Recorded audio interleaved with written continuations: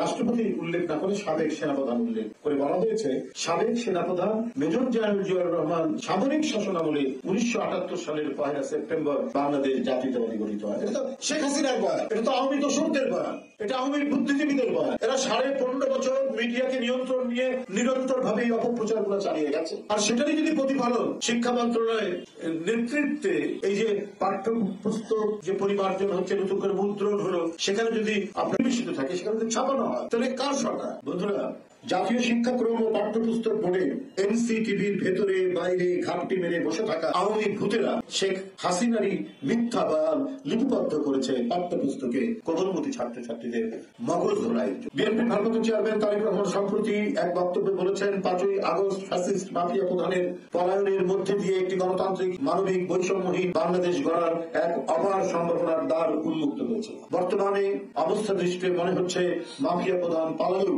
মাফিয়ার চক্রের অনেকেই এখনো রাষ্ট্রযন্ত্রের বিভিন্ন গুরুত্বপূর্ণ স্থানে বহাল তবিয়তে ঘাপটি মেরে রয়েছে। সুযোগ পেলেই তারা স্বরূপে আবির্ভূত হচ্ছে। আমরা গভীর উদ্বেগের সাথে লক্ষ্য করছি, দেশের জনগণের ভালোবাসা ধন্য বাংলাদেশ জাতীয়তাবাদী দল বিএনপির বিরুদ্ধে একটি গভীর ষড়যন্ত্র চলছে। কোমলমতি শিক্ষার্থীদের পাঠ্যপুস্তকেও বিএনপি সম্পর্কে ভুল তথ্য সন্নিবেশিত করা।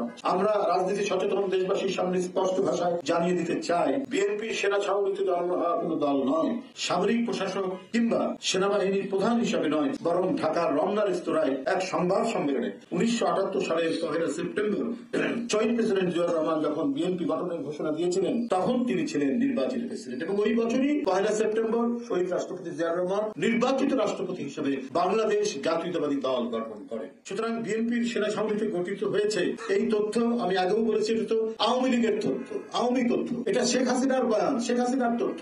এরা ইতিহাস তাদের নিজের মতো সাজিয়েছে। ইতিহাসের যে আপন গতিধারা, সেই গতিধারায় তারা বাঁধ দিয়ে তারা হাসিনা মার্কা ইতিহাস লিখেছে। সেটারই তো আমরা প্রতিফলন দেখছি নবম দশম শ্রেণীর আজকে এই এত রক্তক্ষরণের মধ্যে দিয়ে আন্দোলনে যে বিজয়, তারপরেও আজকে এই ধরনের আপনার কথা লেখা হয়েছে, ইতিহাস লেখা হয়েছে। পাঠ্যবই নতুন প্রজন্মের সামনে তুলে ধরা জরুরি। তৎকালীন প্রেসিডেন্ট শেখ মুজিব 1975 সালে বাংলাদেশের সকল রাজনৈতিক দল নিষিদ্ধ ঘোষণা করে দিয়েছিলেন। কই এটা আপনারা কি পাঠ্যপুস্তকে তুলেছিলেন? সকল সংবাদপত্র যে বন্ধ করে দিয়েছিলেন, সকল রাজনৈতিক দল যে বন্ধ করে দিয়েছিলেন, খবরের কাগজ শুধু সরকার নিয়ন্ত্রিত 4টি থাকবে, এই কথা কি আপনারা সেদিন লিখেছিলেন? হাজার হাজার সাংবাদিক যে বেকার হয়ে পড়েছে, এটা তো দায়িত্ব ছিল আজকের এই গণতান্ত্রিক আন্দোলনের পর যে অন্তর্বর্তী সরকার সেই কথাগুলো লেখা।